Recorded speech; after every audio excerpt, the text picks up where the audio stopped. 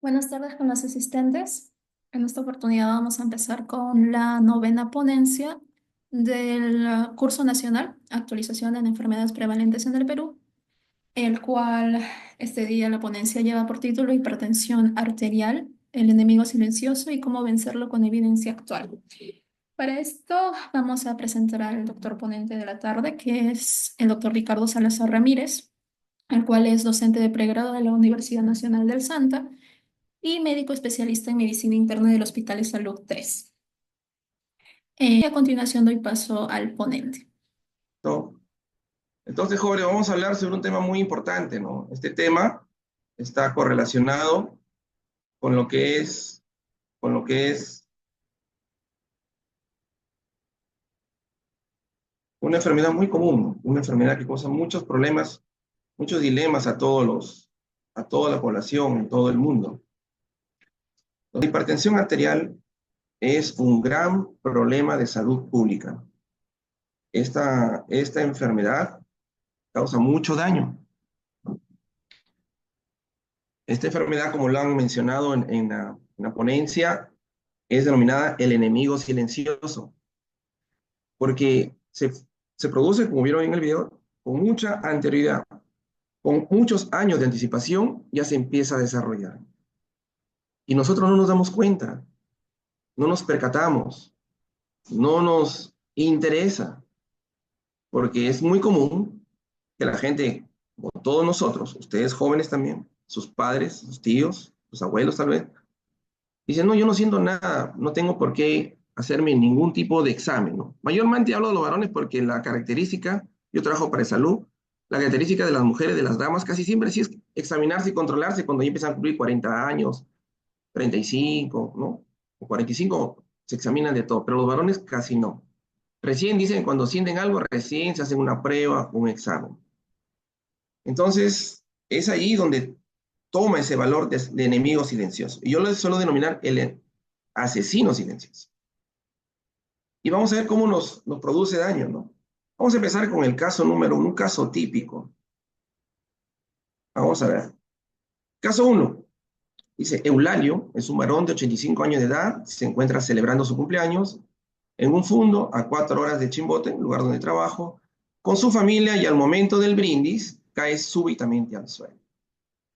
Entonces, ustedes, yo quiero que se imaginen el escenario, ¿no? Está en un fundo, lejos de la ciudad, está en el campo, ¿no? El paciente ha sufrido súbitamente un desmayo, está en el suelo, hay que trasladarlo, hay que moverlo, hay que reanimarlo, la gente se habrá asustado, habrán llamado a todo el mundo, ¿no? Probablemente las fiestas son sábados o domingos, habrán llamado a la Cruz Roja, a los bomberos, habrán llamado tal vez a alguna ambulancia, quién para que maneje la ambulancia, quién para que lo recoja. El asunto es hasta que lo han hecho todo ese trámite y regresen, ha llegado 6 horas después del evento. Y cuando llega la emergencia le encuentran una presión de 220 sobre 120, una frecuencia cardíaca de 200, una frecuencia respiratoria de 40 y una temperatura de 38,9 grados centígrados. Al examinarlo rápidamente le encuentran en mal estado general, mal estado de hidratación, mal estado nutricional y polipnea. Escala de Glau de 8, para los que ya conocen semiología, una apertura ocular de 2, una respuesta oral de 2, una respuesta motora 4 con una hemiparesia derecha. El electro que le tomaron, rápidamente encontraron ondas R y Q altas, mayores de 35 milímetros, en las derivaciones de B1 a B6. En la radiografía de tórax que le tomaron, encontraron cardiomegalia, nada más, y la tomografía cerebral, una zona hiperdensa en el hemisferio izquierdo. La clásica, los exámenes de sangre básicos, rápidos, un hemograma, 18.000 leucocitos, neutrófilos 80%, bastonados 0, linfocitos 20%. Glucosa en 300, urea en 160 y creatinina en 5. Necesito que participen, jóvenes. ¿Qué les parece el caso? ¿Qué sospechan? ¿Qué les llama la atención? A ver, unos 5 participantes. Doctora Olga, invite o alguien que por favor voluntariamente quiera mencionar algo. Los escucho. Participen, jóvenes.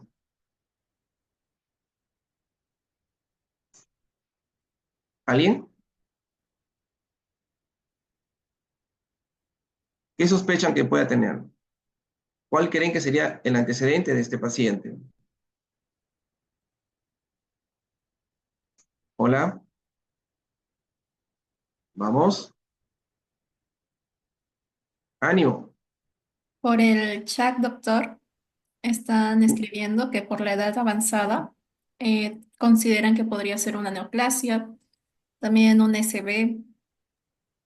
Ya, muy bien. Pero pueden hablar, no tengan miedo, es mejor hablar. Doctor, posiblemente, bueno, una enfermedad cerebrovascular y la presión alta puede ser compensatoria a eso. Y se puede ver que en la tomografía cerebral esa zona hiperdensa. Ya, muy bien. ¿Alguien más? Vamos. Las chicas, a ver, las mujeres al poder, una dama.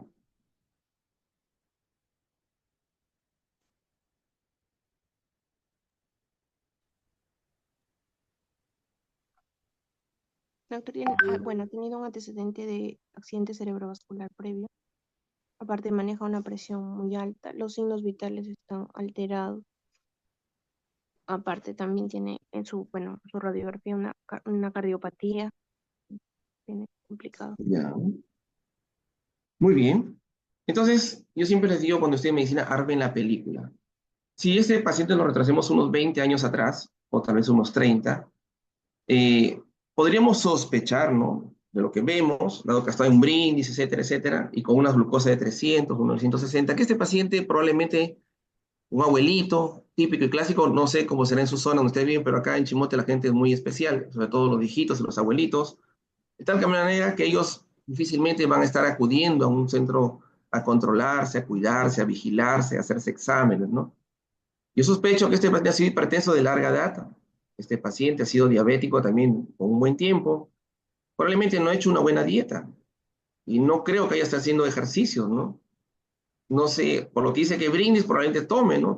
Y fume, tal vez, probablemente.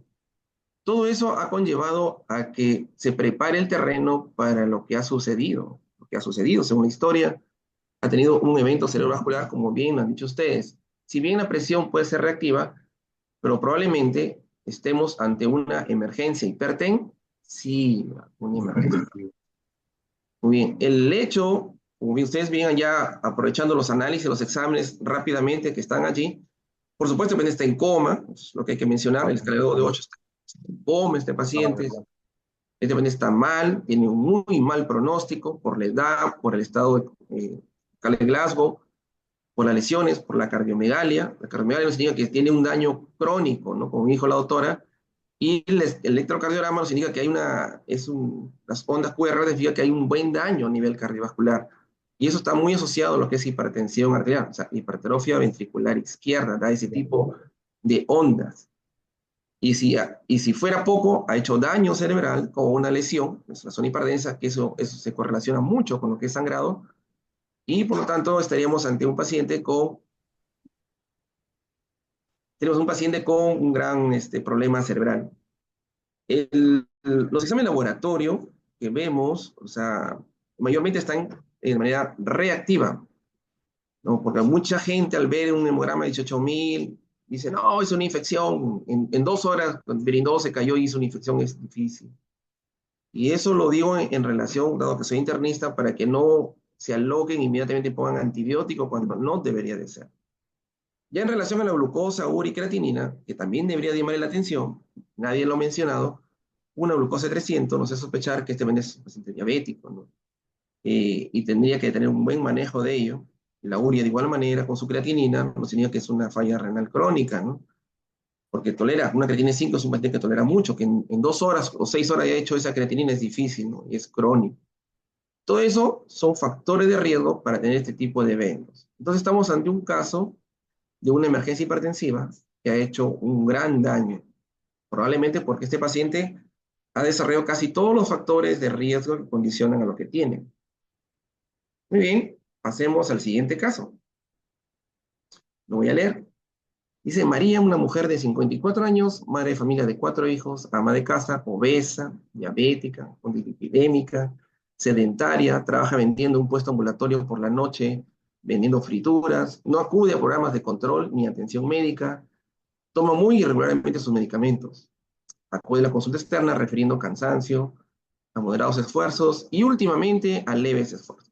Tiene ortomia, además edema de miembros inferiores, visión borrosa, su volumen urinario ha disminuido. Al examen, presión 165,94 milímetros de mercurio, frecuencia cardíaca 28 latidos por minuto, frecuencia respiratoria 26 por minuto, temperatura 36,8 y satura 92%. El examen también se encuentra en el cuello con ingurgitación yugular, tirajes leves, edema de miembros inferiores con fobia, ¿no? 3 cruces, dice. En el aparato respiratorio, crepitantes bilaterales en el tercio inferior de ambos campos pulmonares. A nivel cardiovascular, ruidos cardíacos arrítmicos, regulares, un soplo sistólico de eyección 3/6, un abdomen globuloso, matidez con concavidad inferior. En el examen neurológico, una escala de grado de 15, no hay focalización, no hay signos meningios, una sensibilidad disminuida en calcetín simétrica en ambos miembros inferiores. Muy bien, jóvenes, ¿qué les parece? ¿Qué opinan en relación a este caso? ¿Qué diagnóstico puede tener o qué podría causar lo que tienen? Los escucho. Buenas tardes, Buenas. estimados. Por acá le habla el doctor Aciel. Nada, primero ver que una paciente ya posmenopáusica, con 4 hijos, ama de casa, obesa, diabética, dislipidémica, sedentaria, que toma irregularmente sus medicamentos, es decir, que no presenta ninguna adherencia al tratamiento, correctamente la adherencia al tratamiento, y que presenta indudablemente elementos al interrogatorio. Al interrogatorio presenta elementos de insuficiencia cardíaca. Ahí se encuentra la, la ortopnea, el disnea al esfuerzo, edemas en miembros inferiores, y con disminución del volumen urinario. Presenta también ingurgitación yugular, edema en miembros inferiores con 4 cruces o 3 cruces, con crepitantes en crepitante bivasal en el examen físico del aparato respiratorio, con ruidos cardíacos arrítmicos con soplo de eyección. En abdomen debe presentar matidez con cavidad inferior, que eso es que debe tener líquido en intraabdominal. Y en eso es que presenta lo que se asemeja al diagnóstico es una insuficiencia cardíaca global. Una paciente indudablemente con múltiples factores de riesgo para desencadenar la insuficiencia cardíaca que en estos momentos ya debe de la paciente tener. Muchas gracias por su participación. Entonces, podríamos concluir, ¿no?, que es una paciente que tiene una cardiopatía de multifactorial, entre ellas también hipertensiva, probablemente por su disminución de volumen urinario ya tiene un daño renal, y debido a la hiposensibilidad en calcetín simétrica, digamos, miembros inferiores, podemos ya tal vez concluir que tenga un daño micro y macrovascular por todo lo que es su diabetes mellitus muy mal controlada. De hecho, nosotros solemos denominar a un paciente cristalito o un paciente bombita que en cualquier momento va a reventar, ¿no?, o se va a romper. ¿De qué manera se va a romper, doctor? Va a ser su infarto miocardio severo, otro ACV como el paciente anterior, o alguna otra patología. Entonces, con estos dos casos los quiero motivar en relación a que todo lo que puede llegar a darse en un paciente que puede tener hipertensión arterial y otros factores asociados. Doctor, ¿por qué nos menciona sobre la diabetes, la dislipidemia, la obesidad, el sedentarismo? Porque un gran error que cometemos es que pensamos que el paciente solamente tiene una enfermedad. Recuerden, van siempre de la mano con otras. Y casi siempre, hipertensión va asociado a sedentarismo, a dislipidemia, a diabetes. Hipertensión va asociado también a otros tipos de enfermedades cardiovasculares, valvulopatías. Entonces, no solamente lo miren por un tubo al paciente. Tiene hipertensión y solamente hipertensión. Tienen muchas otras patologías. En este gráfico es un gráfico clásico que nos suelen hacer en la universidad en relación a la fisiopatología de la hipertensión arterial, ¿no? Yo creo que todos ustedes en algún momento lo deben haber visto, lo deben haber percibido, y rápidamente vamos a mencionar algunas cosas en relación a lo que se menciona como la fisiopatología, ¿no? Primero, la dieta rica en sal. El paciente suele consumir mucha dieta rica en sal, lo lleva a un aumento de la movilidad plasmática, una alteración del sistema renina-angiotensina, Por lo tanto, aumenta la retención de sodio y agua, aumenta el volumen. Al aumentar el volumen, aumenta el volumen intravascular, aumenta el gasto cardíaco, aumenta el retorno venoso, aumenta la frecuencia cardíaca, y todos recordamos la fórmula de la presión arterial, en la cual presión arterial es igual a volumen por resistencia vascular periférica. Aumentar el volumen nos va a dar aumento de la presión arterial. Por otro lado, vemos que también en el gráfico se aprecia un daño a nivel vascular, ¿no?, por la hipertensión misma, y eso produce también cambios a nivel de la respuesta, tanto genética, vasoconstricción, vasodilatación, y también de igual manera nos lleva a aumento de la resistencia vascular periférica, y en ese aumento de la resistencia vascular periférica nos da presión arterial elevada. Tanto por aumento de volumen o aumento de resistencia, la conclusión es que aumenta la presión. Ahora imagínense si el paciente presenta ambos daños, ¿no?, por ambos lados, tanto por aumento de la resistencia o daño a nivel de volumen. Otro gran elemento o explicación es a través de la gran vasoconstricción por disminución del flujo sanguíneo tisular. Cuando disminuye el filtrado glomerular, esto produce nuevamente la activación del sistema renina-angiotensina-aldosterona, produce alteración de la volemia, aumento del gasto cardíaco, aumento de la alteración. Bien, entonces eso era algo para que rápidamente recuerden en relación a la fisiopatología de la hipertensión. Muy bien, de aquí en adelante nos vamos a utilizar la guía actualizada, guía europea actualizada de lo que es hipertensión arterial, publicada en el año 2023.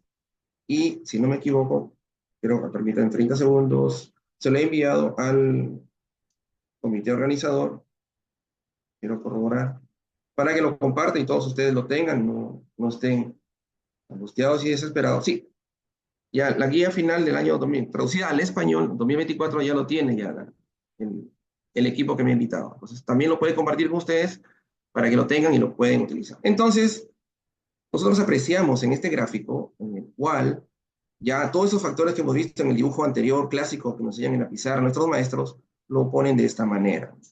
Y lo clasifican así. Dice que hay factores genéticos, como el sexo biológico, la presión arterial asociada al polimorfismo de un solo nucleótido, formas monogénicas de hipertensión, formas epigenética y fetal, factores conductuales, como la actividad física, el sedentarismo, la calidad y cantidad de sueño, patrones dietéticos, ingesta de sodio y potasio, obesidad, consumo de alcohol, fármacos o sustancias que aumentan la presión arterial. Aquí quiero dar un pequeño acápite.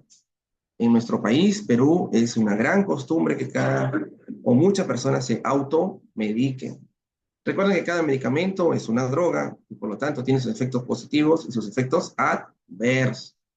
Entonces, esos efectos adversos pueden afectar muchos sistemas y órganos. Y hay medicamentos que pueden producir alteración de la presión arterial.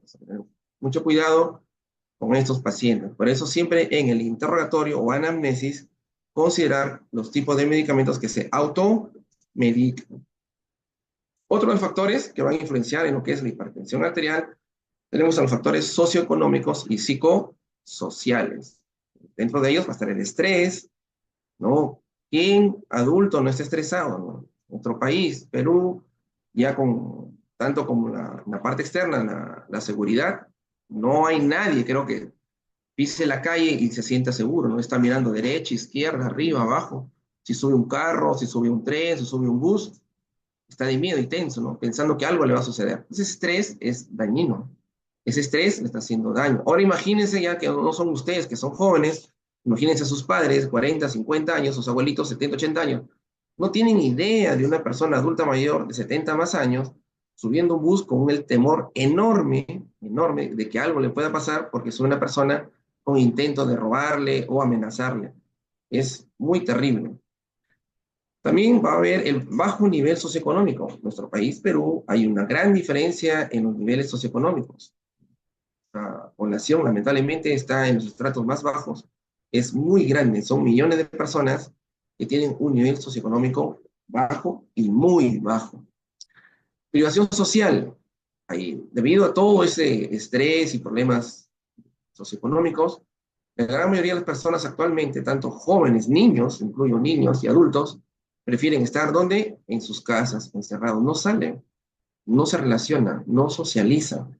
Persona que no socializa, se altera su medio interno, porque no comparte, no se relaja, no distrae su mente, sus pensamientos.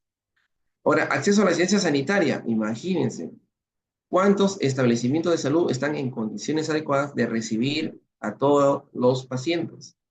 Ustedes caminen, ¿no? O vean a una hora de distancia de su domicilio qué establecimiento de salud de primer nivel tiene. Y cuando me refiero a primer, no me refiero a una clínica, a un primer nivel de mucho dinero, ¿no? Es la categorización que tienen los establecimientos de salud de primer, segundo, tercer nivel, con más niveles, que está más equipado y con mejores profesionales. Yo solamente les menciono de primer nivel, o sea, donde debería tener lo básico. Y lo básico no significa que no puedan atenderles. Y sobre todo en esta enfermedad que hablamos de hipertensión, debería tener todas las condiciones.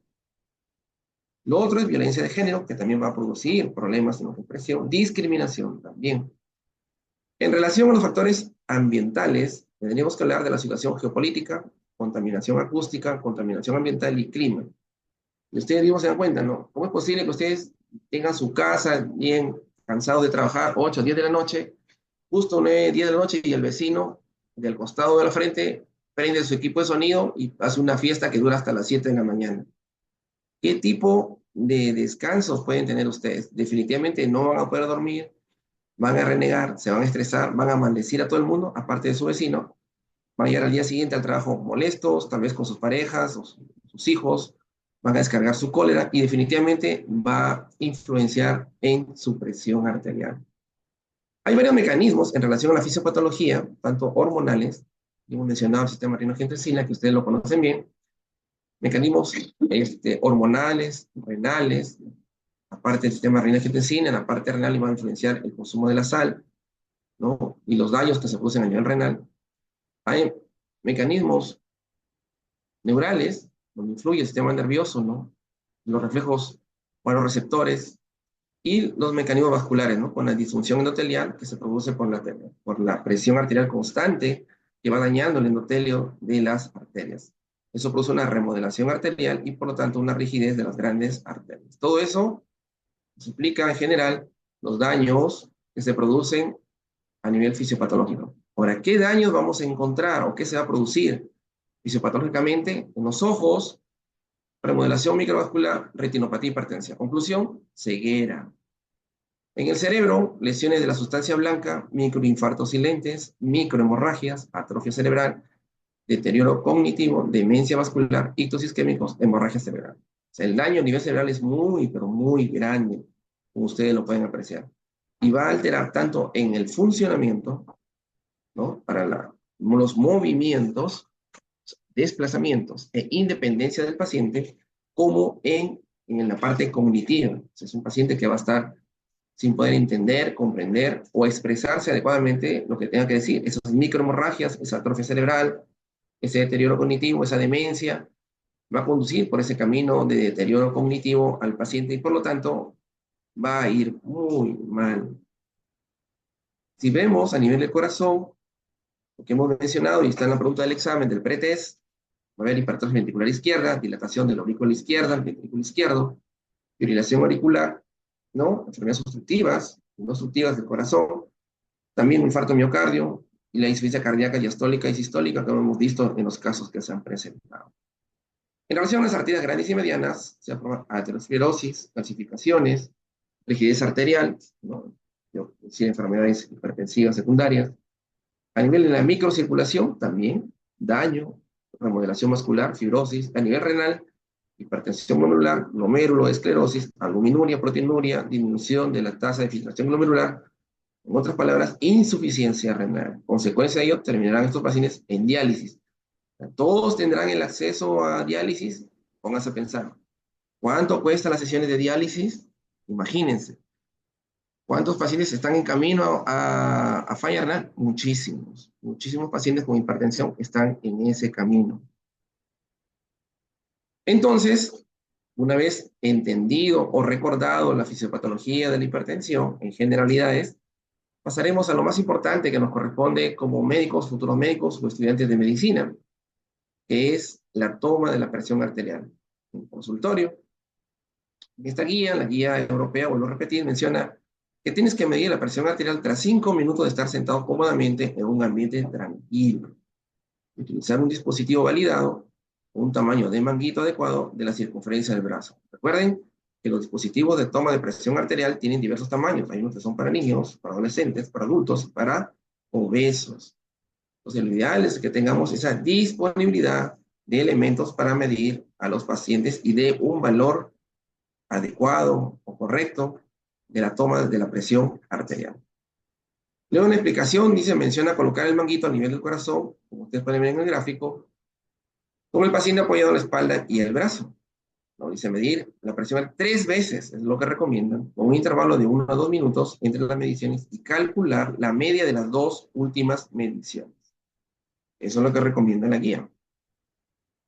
A continuación dice obtener las medidas y si estas difieren en mayor de 10 milímetros de mercurio, entonces medir la presión arterial en ambos brazos en la primera visita y detectar la diferencia entre los brazos. También es bueno y recomendable registrar la frecuencia cardíaca y excluir arritmias con palpación del pulso. Realizar estudios para la hipotensión ortostática en la primera visita y posteriormente si aparecen síntomas. Esto para ir preparándonos para el tratamiento consecuente. Entonces, habiendo recordado cómo se toma la presión arterial o habiendo aprendido cómo se hace, ya surgen otros elementos que se recomiendan. Uno se llama AMPA y el otro se llama MAPA. El AMPA es la medición de la presión arterial en domicilio. Es una automedida. Uno mismo se mide la presión arterial con su equipo. ¿No? Y lo puede hacer 3 veces al día, 2 veces al día, 4 veces al día, 5 veces al día. No se lo va a hacer cada 5 minutos tampoco. Y, por supuesto, registrar esos valores y luego promediar, que lo vamos a ver aquí, y eso lo va a ver su médico, cómo ha ido su presión arterial a lo largo del día. Ustedes recuerdan, cuando han estudiado la parte de fisiología, sobre todo en fisiopatología, la presión arterial no es un valor que es constante, ¿no? O sea, la presión que me toma levantarme, no sé a qué hora se levantan ustedes, pero yo más o menos 5, 5 y media de la mañana, no es igual que me la tome a las 7 de la mañana, ni a las 8, ni a las 10, ni siquiera a las 10 y 1 minuto, 10 y 5 minutos va cambiando, pero no mucho, porque se autorregula. Pero en los pacientes que sufren de presión arterial elevada, el estar midiendo constantemente y en varias ocasiones nos ayuda a tener una mejor idea del valor real de su presión arterial. Entonces, el AMPA es la medición arterial automedida en domicilio y hay que registrar y presentar esos valores a su médico tratante. Y el otro es el MAPA, ¿no? El MAPA es igual a la medición en domicilio, todos, pero con un dispositivo especial. Se coloca un dispositivo que están viendo constantemente y lo puede hasta grabar tus valores de presión, de tal manera que vas a tener ahí los resultados grabados o apuntados y va a tener una mejor visión de tus resultados tu médico tratante. Entonces, en base a ello, ¿cuáles son los valores que van a tener relevancia o importancia? Porque no va a ser igual los valores que tú midas en la consulta y los valores que tú midas por MAPA o por AMPA. Entonces, y ahí vamos a hablar de la nueva definición en relación a hablar de presión arterial. Una de las primeras cosas que tenemos que hablar, y seguro nos va a chocar, es evitar decir hipertensión arterial. Dice que la hipertensión es hipertensión, porque también puede ser de la arteria pulmonar y todo. Mencionar solamente como hipertensión. Segundo, que ya no se habla de categoría 1, categoría 2, etc. Es solamente presión arterial no elevada, presión arterial elevada e hipertensión. Entonces, como ustedes pueden apreciar en este cuadro, ¿no? La presión arterial en consulta, presión no elevada, es cuando es menos de 120, la sistólica, y menos 70, la diastólica. Estará elevada cuando está entre 120/70 y 140/90. Y se le considera hipertensión cuando es mayor de 140/90. Cuando la presión arterial es medida en domicilio por el paciente, se le considera presión arterial no elevada, igual, cuando es menos de 120/70. Y aquí cambia el valor en relación a presión arterial elevada, será en relación al límite superior, 135/85. Y de igual manera, hipertensión se le considerará en la medición de la presión arterial en domicilio cuando es mayor de 135/85. Bien. Y en relación al MAPA, porque el MAPA se puede hacer en la mañana, todo el día, o solo en la noche, los valores de presión arterial cambia. Para las diurnas será igual 120/70, pero para las de 24 horas va a bajar, ¿no? La presión arterial normal será 115/65 y para la medición del mapa, o sea, con un dispositivo, vuelvo a repetir, será de 110/60. En relación a la presión arterial elevada, se mantiene igual como la presión arterial en domicilio para el mapa diurno, pero para el mapa de 24 horas cambia los límites, ¿no? Va a bajar un poco más, ¿no?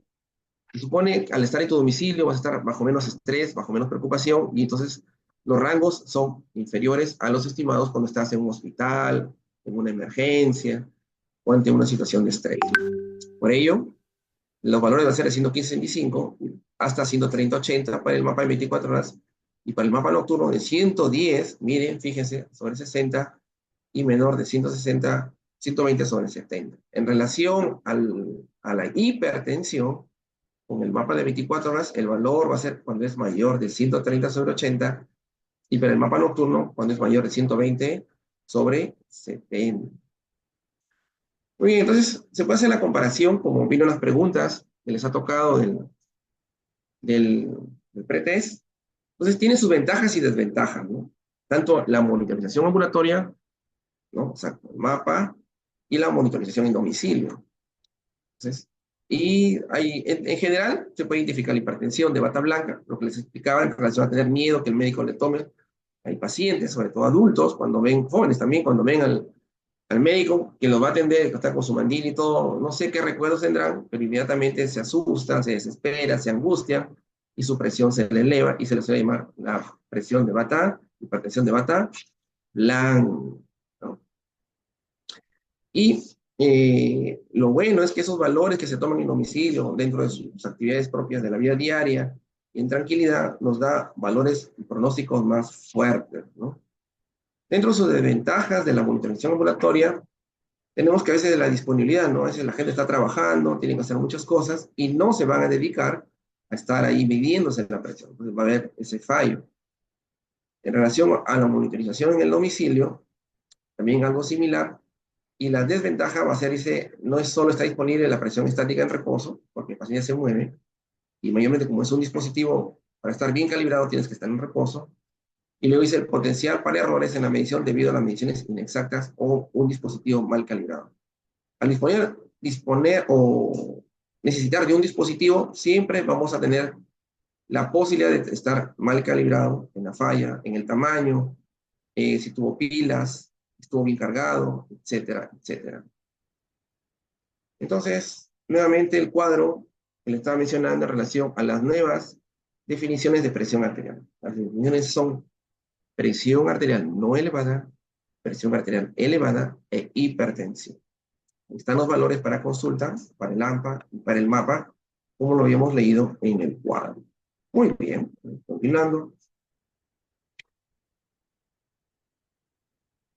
Entonces, ya teniendo y entendiendo la nueva clasificación, vamos a este cuadro en el cual vamos a ver las situaciones que nos conducen a los factores de riesgo cardiovascular. Entonces, entrando a los casos clínicos.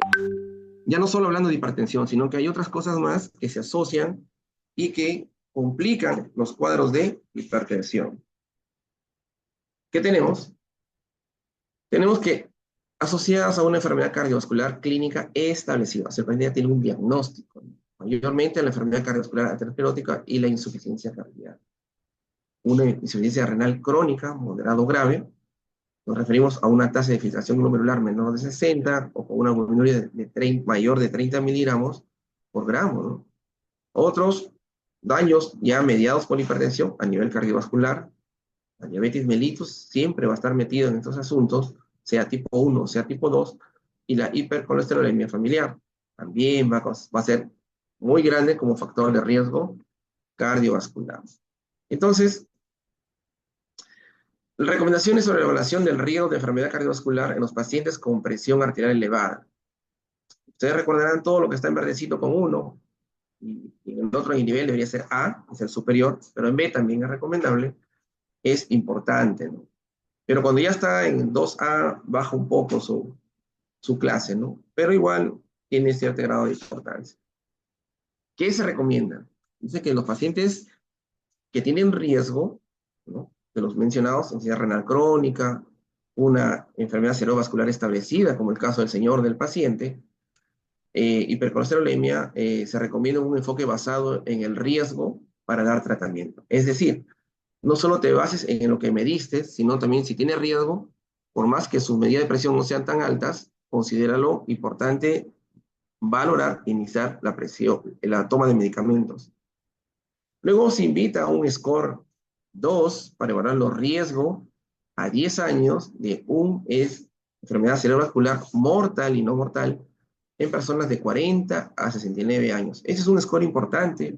Allí les invito a que hagan trabajos de investigación, pueden aplicarlo en los hospitales donde ustedes roten y a ver qué resultados les arrojan, ¿no? Trabajo de seguimiento o retrospectivo si quieren empezar, a ver cómo les fue a estos pacientes, a ver si ese score 2 que mencionan para los pacientes de 40 a 69 años, que a 10 años podemos predecir un SB mortal y no mortal, se cumple o no se cumple según lo que dicen.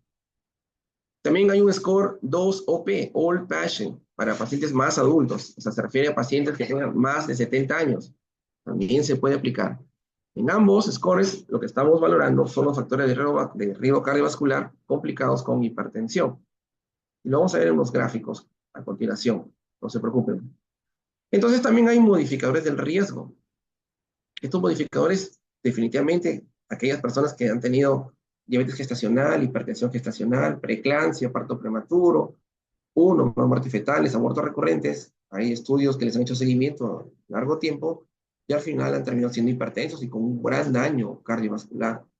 Hay modificadores de riesgo compartidos, ¿no? Como la etnia, ¿no? Lamentablemente aquí, sin querer ofender, los que son de raza negra son los que están muy asociados con este tipo de problemática, ¿no? También los asiáticos. Los antecedentes, ¿no? Que tengan, la mayoría de familiares que tengan enfermedades cardiovasculares, maturos, bien se ven muy relacionados con estos daños. La privación socioeconómica, ya hemos hablado de ello, ¿no? El bajo nivel socioeconómico, las enfermedades autoinmunoinflamatorias. Ya actualmente mucho se habla, ¿no? Que la gran mayoría de las patologías, enfermedades, inician con un proceso inflamatorio que causa daño endotelial y definitivamente se activan diversas enfermedades. En este caso hablamos de hipertensión. Pero hay muchas enfermedades autoinmunes que hacen mucho daño a nivel endotelial. Por lo tanto, también van a aumentar el riesgo de las lesiones que se producen por hipertensión. Enfermedades mentales graves también y VIH también forma parte de estos factores. Muy bien, en este cuadro lo pueden repasar después, lo vamos a hacer en el gráfico a continuación, cómo se debe escrutar, ¿no? Cribado, cómo se debe filtrar para los diagnósticos y el manejo de presión arterial. Lo vamos a ver aquí, no se preocupen, acá está. Entonces, vamos a tratar de terminar en el tiempo reglamentario.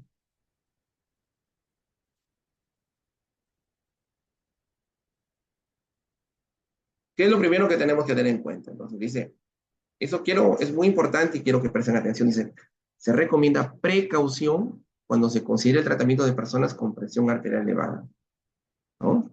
Y la fragilidad de moderada grave, hipotensión ortostática y la edad mayor de 85 años. Entonces, hay que tener mucho cuidado, ¿no? Es llegar a la consulta y les va a pasar, ¿no? Entonces, ¿quién no me ha pasado a mí? Ya un paciente de 75, 80 años, 85 años, y con 170, 180, presiones muy altas, y tú rápidamente quieres darle terapia doble, terapia triple, un montón de medicamentos, pues tiene mucha hipertensión, ahorita me hace un ACV hemorrágico, hace una emergencia hipertensiva, y el abuelito está tranquilo, ¿no? Vino porque están viendo la presión, quería ver, no tiene cefalea, no siente nada. Tendrás que valorar si realmente es necesario darle terapia doble, terapia triple. Tal vez con monoterapia sería suficiente. Hay pacientitos, ya por su alteración, por su edad, ya el sistema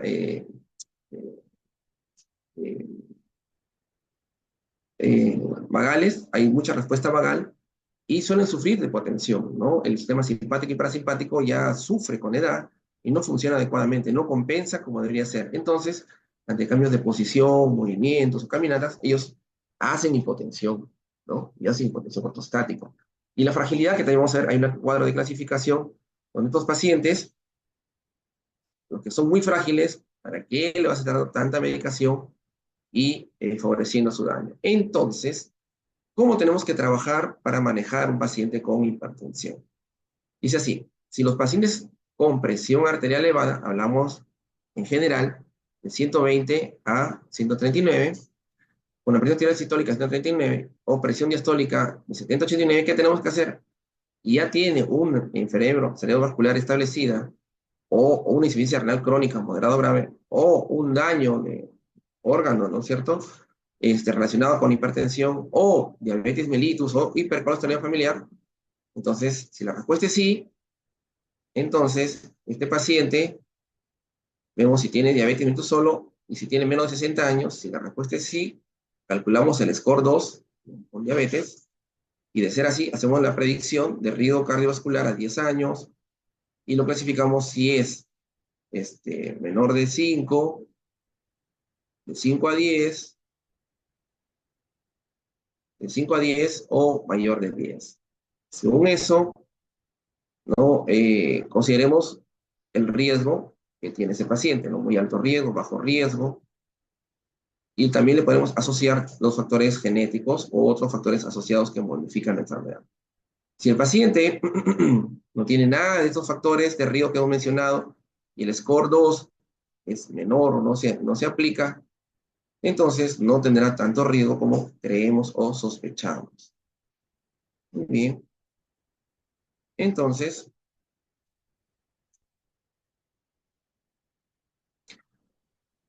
habiendo hecho el cribado según los valores de presión, ¿no? Estén en presión alta, presión elevada, perdón, o hipertensión, el paciente tiene que ser confirmado su diagnóstico. Es decir, uno de los grandes errores que solemos cometer nosotros es que apenas tomas un valor de presión, cualquiera de ustedes, y en ese momento, imaginémonos que le encontramos al paciente 160, 170, 180, tú dirás, sí, yo estoy estoy convencido que es hipertenso, que este es su valor y tengo que darle tratamiento, etc, etc. Calma, respira. Tienes que confirmar realmente con otro valor. Tienes que hacer otra toma. Tienes que citar a tu paciente nuevamente y volver a medirlo. O, como ya hemos mencionado, que se mide en su domicilio, ¿no? Que haga su AMPA. Si tienes el poder adquisitivo, unas clínicas, a lo mejor ustedes trabajan en clínicas, hacerle su mapa, ¿no? Y ver bien cuáles son sus valores y poder cuantificar adecuadamente. Doctor, ¿por qué? Porque tal vez el señor justo hizo una llamada telefónica, tuvo un problema, perdió dinero, se enojó, se molestó y entró enojado en la consulta, discutió la señora con su marido, su hijo hizo algo malo, perdió dinero, se golpeó, llegó tarde, etc. Y entran molestos y tú lo que quieres hacer es lo que nos pasa y me uno a ello, nos exigen, yo trabajo en salud, nos piden atender rápido al paciente, entonces tú rápidamente tomas la presión, ya lo que encuentras lo pones y punto, ¿no? No, no debería ser así. Tienes que tener paciencia, hemos dicho, el paciente tiene que reposar, estar sentado, tomarle su presión, y lo que encuentras no es definitivo, tienes que volver a confirmar. Y esa confirmación es muy importante, porque con eso vas a definir bien el grado y nivel en que se encuentra tu paciente. Y eso es lo que tenemos que ver, ¿no? En qué nivel se encuentra y cómo lo vas a monitorizar y confirmar el diagnóstico de la presión arterial. Entonces, por ahí vamos a hablar ahora sí un punto importante antes de irnos a los diagnósticos y tratamientos. Entonces, no sé si vamos a terminar al tiempo exacto, 6:30, o vamos a tener unos 5 o 10 minutos más de extensión. ¿Me confirma la moderadora? Doctora Olga.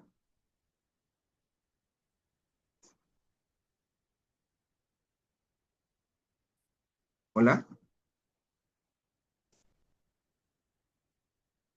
Bien, entonces continuemos mientras tanto. Entonces, uno de los puntos más importantes antes de lanzarnos a lo que es tratamientos y manejos es la adherencia, por ahí mencionaron esa palabra, ¿no? Entonces, la adherencia es ustedes tener la capacidad de convencer a su paciente que lo que van a hacer es muy importante para su vida, jóvenes, doctores. Tienes que decirle que el tratamiento que va a realizar lo va a ayudar a vivir más tiempo, que el tratamiento que va a continuar le va a ayudar a tener mayores horas de felicidad y alegría al lado de su familia y sobre todo va a estar independiente y que a pesar de todas las dificultades, el aburrimiento, porque realmente los pacientes se aburren de tomar tantas, pero tantas pastillas, la persistencia en el tratamiento les va a ayudar a mantenerse saludables por mucho, mucho tiempo y reducir esos eventos desafortunados como los EBC, que son muy, pero muy trágicos. Entonces, adherencia, jóvenes. Lean, convenzan a sus pacientes. Cada paciente es individual, cada uno es un mundo. Habrá pacientes que te dirán, doctor, yo trabajo, ¿no? Un señor de 40, 50 años, trabajo todo el día, no tengo tiempo, las pastillas, que por aquí, por allá. ¿Cómo se le ocurre que va a tomar pastillas hasta 3 veces al día? No tengo tiempo, me olvido. Otro, 2 veces al día. Me olvido de la mañana porque salgo rápido al trabajo. Yo no puedo tomar la pastilla en ayunas porque me da gastritis, ¿no? Es la clásica también de los pacientes. ¿Realmente las pastillas para la presión producen gastritis? Entonces, explícale bien a tu paciente, ¿no? Ahora puede tomarlo con un vaso con agua, un vaso de jugo. Pero ellos no, quieren tomar un buen desayuno para tomar su pastilla, ¿no? O sea, una buena lonchera. Muy bien, hay exámenes que se suelen pedir, ¿no? En general, para iniciar el tratamiento, que es lo ideal, ¿no? Estamos hablando del ideal. Por ejemplo, pedir una glucosa en ayunas, una hemoglobina glicosilada, ¿no? Para evaluar los riesgos cardiovasculares y comorbilidades, los lípidos, ¿no? HDL, LDL, no HDL, triglicéridos, dosar el sodio y el potasio en sangre, la hemoglobina, el hematocrito, el calcio, las hormonas tiroideas, también la creatinina en sangre, la tasa de filtración glomerular, ver cómo está la albúmina y la creatinina, ¿no? Hacer un electrocardiograma de las dos derivaciones, y así vamos a tener un enfoque inicial de un paciente con un diagnóstico reciente, ¿no? De hipertensión arterial. Si queremos tener una ampliación de los estudios, no siempre es accesible, es costoso, y no todos los establecimientos de primer nivel lo pueden tener, podemos ampliar ¿con qué? Con una ecocardiografía, con una tomografía, ¿no? Para medir el calcio, ¿no? En la arteria carótida, la femoral, también de la rigidez de las arterias, también troponinas, hacer el índice tobillo-brazo, la ecografía abdominal, y hacer el fondo de ojo a través de la oftalmoscopía. No todos lo tienen, pero sería ideal hacerlo, ¿no? En este gráfico presentamos ello, lo que está otra vez, el grado de recomendación de las pruebas que se ha mencionado, que tanto nivel tienen. No todas tienen tanto nivel, ¿eh? Pero si tú lo complementas, es un complemento, ¿no? Si tú haces todas esas pruebas, ecocardiografía, fondo de ojo, vas a tener un mejor enfoque, vas a poder brindar una mejor atención integral a tu paciente que el no tenerlo. Entonces, todo lo que hemos mencionado hasta ahora se refiere a la presión esencial, ¿no? O primaria, que son llamadas. Pero también hay una hipertensión resistente, ¿no? Y se define como resistente cuando una estrategia de tratamiento en la que se incluyen medidas apropiadas sobre el estilo de vida y tratamiento con la dosis máxima o dosis máxima tolerada, como un diurético, ¿no? Un bloqueador, un bloqueador de canal de calcio, fracasan en la disminución de la presión arterial sistólica y diastólica en consulta respectivamente. Entonces, estos valores que no has controlado, a pesar que les has dado tratamiento, dosis máxima, pues tienes que confirmarlos, porque el paciente llega a la consulta y tú le encuentras alto, te le dando 3 medicamentos, 4 medicamentos, y la presión sigue alta, ¿no? Entonces, y tú la mides en consulta. Se recomienda volver a verificar con un AMPA, medición ambulatoria del paciente que se mide en su casa, y hasta con un MAPA. También mencionan que hay otras enfermedades que pueden condicionar a ello, ¿no? Y uno de ellos primero es la adherencia, ¿no? Hay que corroborar efectivamente que el paciente está tomando el tratamiento que se le ha indicado, ¿no? A veces el paciente dice, no, yo los fines de semana lo tomo, o tomo una que otra, mucha pastilla, o si no, me cuesta mucho, ¿no? No tengo que gastar, no me alcanza la plata, tengo que pagar mi luz, mi agua, entonces no toma. Entonces, eso viene a ser hipertensión pseudo resistente, mala adherencia y mala persistencia al tratamiento. Los fenómenos de bata blanca, hay pacientes que llegan a la consulta y se trauman, se asustan, tienen malas experiencias. Lo otro, mal método de la medición, ¿no? A veces hay pacientes obesos que le toman con tensiómetros o brazaletes que son para niños o para adolescentes, entonces te va a dar un valor irreal, no correspondiente. También hay otras causas de hipertensión resistente, ¿no? El sobrepeso, la obesidad, la inactividad física, y no es tanto por el medicamento, ¿no? Consumo de alcohol, drogas, entre otras cosas. Hay enfermedades que también producen hipertensión secundaria. Una de las más comunes es el aldosteronismo primario. ¿No? Justo donde ven ustedes el dibujo dice adenoma productor de aldosterona. Acabamos de recién, era un día o 2 días, diagnosticar a un paciente, ¿no? Con aldosteronismo primario, hiperaldosteronismo primario. Hemos encontrado su tumor en la glándula suprarrenal. Doctor, sí, tan rápido, qué chévere. ¿Cuánto les ha tomado diagnosticar a este paciente? Jóvenes, casi 1 año. Llegó joven, 27, 30 años, si no me equivoco por ahí. Llegó a la consulta, cefalea, mareo, malestar. Lo vieron, dijeron, le encontraron presión alta. Si no me equivoco, 160, con 190, 85, por ahí. dijeron hipertensión, le dieron sus antihipertensivos comunes. Pasó 1 o 2 meses, ha seguido con la presión alta, ha seguido con los malestares, le han dado más antihipertensivo, pasado 2 meses más, 3 meses más, y lo han pasado hasta el cardiólogo, lo ha visto el cardiólogo después de 6 meses, dijo, es hipertensión resistente, le ha dado más tratamiento antihipertensivo y todo lo demás, y el paciente ha llegado hasta falla renal, ha entrado a diálisis, y por complicación de la diálisis, porque se infectó, llegó a nuestras manos de medicina interna hospitalización, y nos llamó la atención, ¿no? Siendo tan joven con una hipertensión resistente. Y el enfoque lo dice, ¿no? Pues pensar en otras causas, viendo que había tomado la medicina correctamente, había hecho esto, lo otro, y empezamos a hacer los estudios, y a la medición de hormonas, todo lo que conduce al diagnóstico, y hasta la tomografía, y llegamos a diagnosticarle exactamente el adenoma. Pero mira cuánto tiempo ha pasado, casi un año, y esa hipertensión es una hipertensión maligna, 180, 190, 670 todos los días. Definitivamente ya ha hecho daño renal, ya les he dicho que está en diálisis. Entonces, lo que nos queda a continuación es ver que lo operen, ¿no? Ya se está haciendo las interconsultas para que le programen la cirugía y sacarle ese adenoma para mejorar su sobrevida, ¿no? Porque daño renal ya está hecho. Hay la hipertensión renovascular también, como hipertensión secundaria. Y esta otra enfermedad, quiero tomarme un minuto, la apnea obstructiva del sueño, ¿no? Eso está muy de moda, está aumentando cada vez más. Hay cada vez más personas obesas, hipertensas, diabéticas, ¿no? Y que tienen un problema en su dormir, ¿no? Tienen un ronquido, problemas en las vías respiratorias, y eso les conduce a hipertensión secundaria. Entonces hay que mejorar las condiciones, con pérdida de peso, mejor oxigenación y todo lo demás, para que controlar esa hipertensión. Entonces, sobre el manejo, tanto hemos hablado y hay cosas tan básicas, y con eso vamos a terminar prácticamente, que deberíamos recordar. Y eso yo les voy a, como yo suele decir a mis alumnos, les voy a rogar que lo hagan. Jóvenes, empiecen por ustedes. Ejercicio aeróbico. Al menos 150 minutos a la semana de ejercicios de intensidad moderada. O 15 minutos a la semana de ejercicio de intensidad vigorosa. Ejemplos, caminar rápido, jogging, ciclismo, natación. Aumentar la actividad física diaria, pasos al día, subir escaleras, caminar, andar en bicicleta. No anden tanto en micro, colectivo, mototaxi, en carro, caminen más. Evitar un estilo de vida sedentario. Ejercicio de resistencia isométrica, intensidad baja o moderada, ¿no? Puede ser 3 sets de 1 a 2 minutos de contracción. Ejercicios de agarre, plancha, sentadillas contra la pared.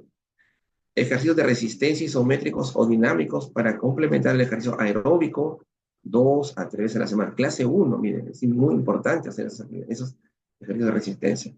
Dice, ejercicio de resistencia dinámico, grandes grupos musculares, intensidad de baja a moderada. Los grandes grupos musculares, no, o sea, piernas, espalda, todo, cuando se van a los gimnasios, no hagan intenso, no muy grande, sino moderado, es suficiente. Incluye sentadillas, flexiones, abdominales. Y dentro de las dietas, aumento del consumo de potasio, aumentar la actividad física, aumentar el manejo del peso y la dieta, reducir el consumo de sal de mesa, reducir el consumo de alcohol, no fumar, no fumar. Y eso tiene un grado de recomendación alto, ¿no? Ustedes lo pueden apreciar ahí, lo pueden leer, está en la exposición, que supongo todos van a recibirla. Entonces, vamos a llegar al punto que a ustedes les encanta. Quiero dar tratamiento, porque todos quieren dar tratamiento. Antes de ello, yo les indico y les sugiero y les pido, por favor, primero aprendan a manejar la parte preventiva, aprendan a educar a su paciente, aprendan a enseñarle a su paciente lo que es la enfermedad y qué le puede pasar si es que no se cuida, no se protege. 1000 veces mejor un paciente que baja de peso, que hace dieta, que toma líquido, agua, que baja el consumo de sal, ¿no? A un paciente que esté tomando pastilla tras pastilla y siga haciendo lo otro, ¿no? Su vida sedentaria, fumando, tomando, porque le va a ir muy mal, tiene un mal pronóstico. Entonces, dicho esto, si el paciente, monoterapia, o sea, un solo medicamento, puede ser un ARA2, puede ser un IECA, puede ser un diurético. ¿A quiénes damos eso? A los que están en categoría de presión arterial elevada, de 170 a 70 y 139 a 89. ¿No? ¿A quiénes más? A los que tienen fragilidad moderada grave, a los que sufren de hipotensión ortostática y a los que tienen más de 85 años se sugiere dar monoterapia. Bien. Y la clásica, paciente con diagnóstico de hipertensión, ¿qué se le suele dar? Inhibidores, YECAS, ARA2, bloqueador de canales de calcio, diuréticos. Ahora sí, ¿qué hacemos? Le damos las pastillas, el paciente tiene que venir y debería controlar de 1 a 3 meses. Entonces, preferiblemente evaluar al mes tras mes, al inicio, para ver cómo toma, cómo le va con las pastillas, efectos secundarios del medicamento. Si le va bien y controla, entonces la guía sugiere controlar una vez al año, ¿no? Al menos, dice. O sea, eso no significa que una sola vez, puede ser 2 veces, 3 veces. Ideal, como vimos en el video, dice cada 6 meses. Y puede decir cada 6 o cada 3, ¿no? Ahora, si no controla la presión, ¿qué tenemos que hacer? Un tratamiento combinado triple ya, a dosis bajas, con inhibidores de los YECA, ARA2, betabloqueadores y diuréticos. Si la presión controla en 1 a 3 meses, ya, o sea, habiendo aumentado terapia triple, igual controles mensuales, ¿no? Y seguimiento una vez al año. Si el paciente no controla, entonces vamos a dar dosis máxima tolerada del tratamiento combinado triple. YECAS, ARA2, bloqueador de canal de calcio, diuréticos. Si controla, lo mismo, ¿no? Cada mes controlar y seguimiento mensual. Ahora, si no controla ya con tratamiento triple, con dosis máximas, que enviar a un hospital especializado, que nos vean los cardiólogos, verificar muy bien la adherencia, porque tomar terapia triple es difícil, añadir espironolactona y ver qué más se puede hacer. Los pacientes pueden terminar hasta en cirugía. Dice acá, en cualquiera de los pasos, añadir beta bloqueantes si hay una indicación justificada. Por ejemplo, que sufran angina, hayan tenido un infarto miocardio, insuficiencia cardíaca sistólica o control del ritmo cardíaco, o sea, una arritmia, ¿no? ¿Está? Bloqueadores.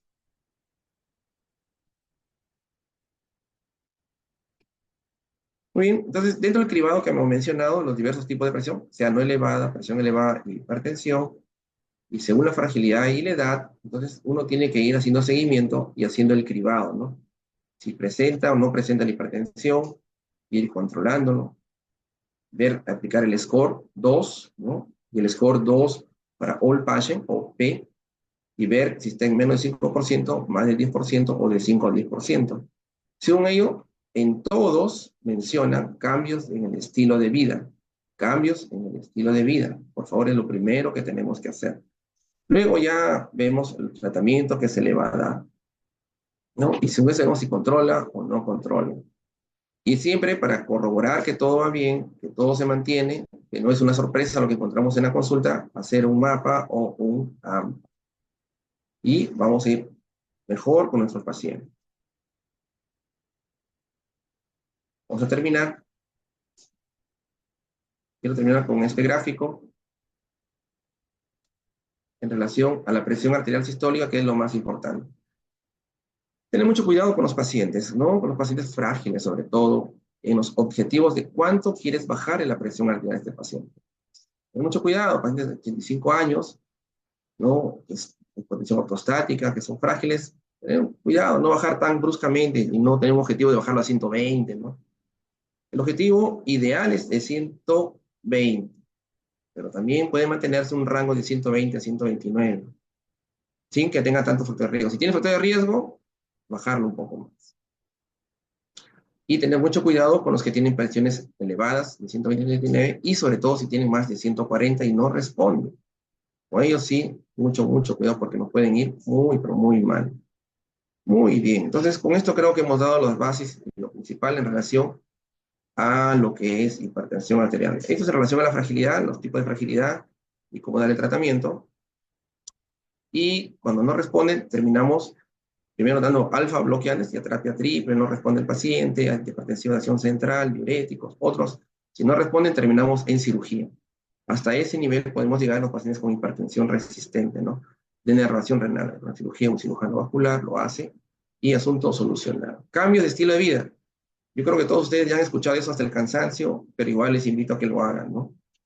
Su comportamiento, dieta, ejercicios, el estrés, no fumar, el alcohol, evitar medicamentos por las curas.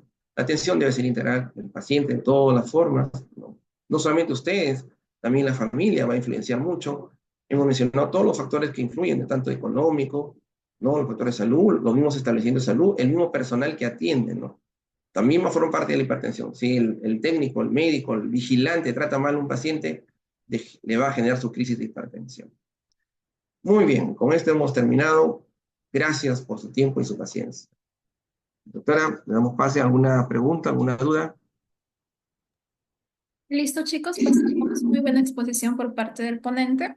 Pasamos a la ronda de preguntas. Si quieren participar con su audio, pueden levantar la mano o también pueden realizar sus preguntas a través del chat y yo los voy a estar leyendo. Hay una pregunta A ver, por ¿dónde? parte de Adriana Rojas. ¿Dónde está? Respecto a la medicación añadida, ¿cuáles serían los criterios para indicar tiazidas y cuándo se indicarían calcio antagonistas? Muy bien. En relación a las tiazidas hay que tener mucho cuidado. Hay pacientes, como ya hemos visto, en relación a lo que es falla renal, mucho cuidado.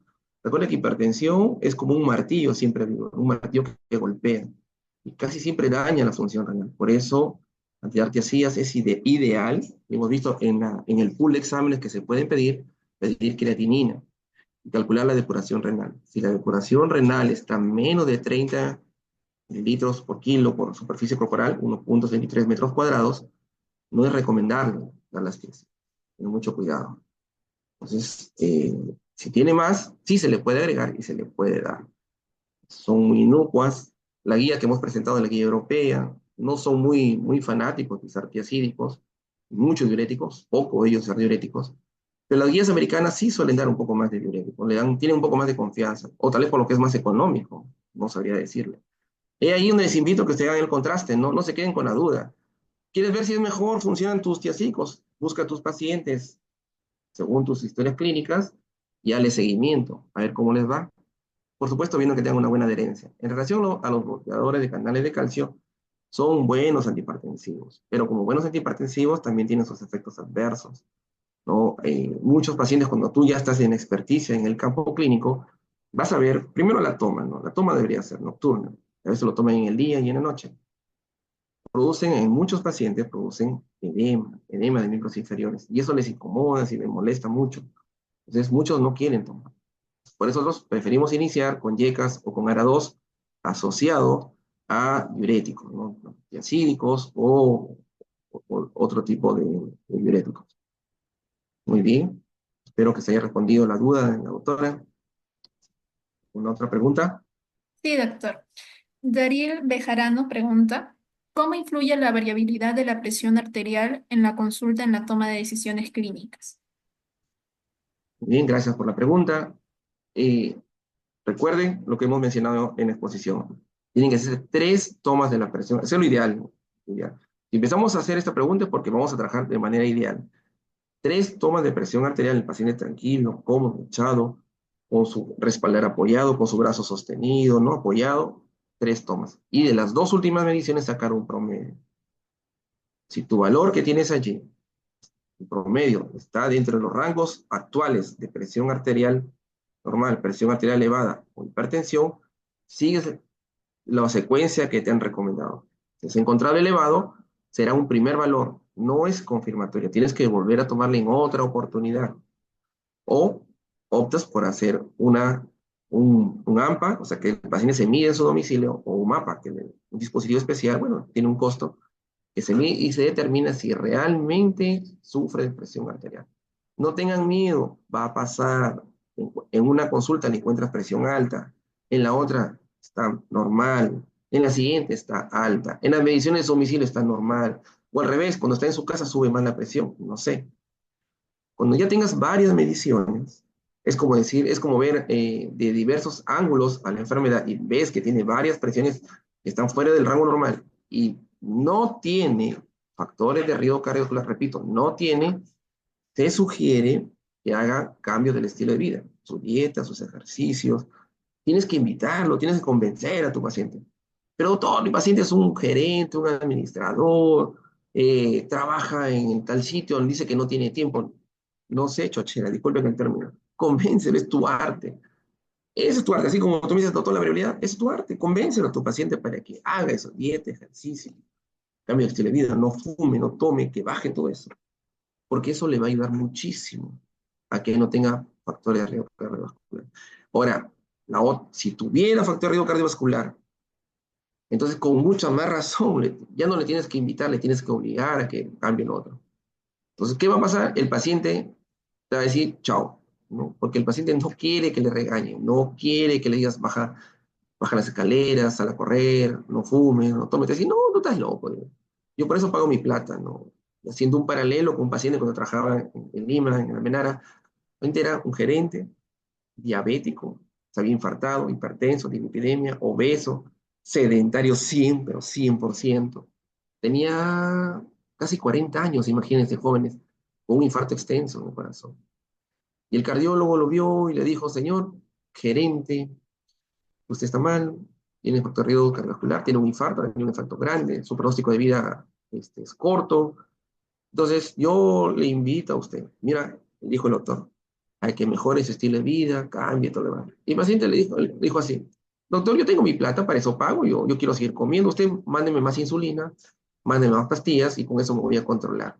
Entonces, para que tengan una idea de cómo piensa el paciente, no es fácil. Entonces, ante la variabilidad de tus tomas de presión, mantente en lo que dice tu guía. Para eso es una guía. Si está menos de los valores de hipertensión, verifica los cambios de estilo de vida, verifica la toma de medicación, la adherencia. Si lo está haciendo, no mejora, lo cual es difícil, que haciendo eso no mejore, amplía la cobertura antihipertensiva. Esa es la recomendación. Muy bien. ¿Alguna otra pregunta? Listo, doctor, eso sería todo. Agradecer por la excelente ponencia del día de hoy. ¿Y tiene algunas palabras para los asistentes como parte final de su ponencia? Sí, gracias, doctora Lucero. Jóvenes, realmente para mí es un gusto y estoy muy encantado de haber participado en esta oportunidad en la ponencia, porque una vez más vuelve a aflorar el amor y el corazón de la carrera de medicina. Ver jóvenes que en esta época que deberían estar disfrutando tal vez en la playa, con sus chicas, en el cine, en otro lugar, pero están aquí el día de hoy escuchando atentamente la exposición y muchas más supongo que estarán que hay en el curso, es porque hay el interés de progresar y mejorar. Ustedes son el futuro, ustedes son el cambio generacional, ustedes son los futuros médicos que necesita nuestro país para seguir adelante. Los felicito a todos y cada uno de ustedes, al comité organizador, y que sigan adelante y vengan muchos cursos más. Muchas gracias. Muchas gracias, doctor.